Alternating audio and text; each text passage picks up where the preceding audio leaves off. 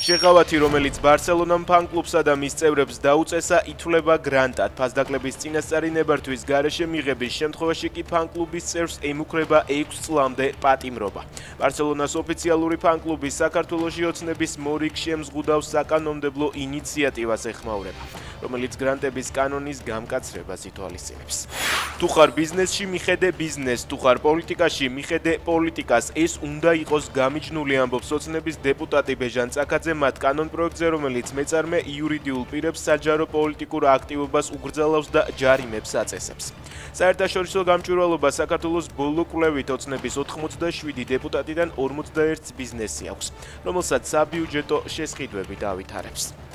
კუბის მხრიდან მოსალოდნელი საფრთხის გამო ტრამპმა შეერთებულ შტატებში ეროვნული საგანგებო მდგომარეობა გამოაცხადა. პრეზიდენტის თქმით, კუბის რეჟიმი თანამშრომლობს მტრულ ქვეყნებთან, მათ შორის რუსეთთან, ჩინეთთან და ირანთან, ასევე ტრანსნაციონალურ ტერორისტულ ჯგუფებთან, რომლებიც მტრულად არიან განწყობილნი შეერთებული შტატების მიმართ.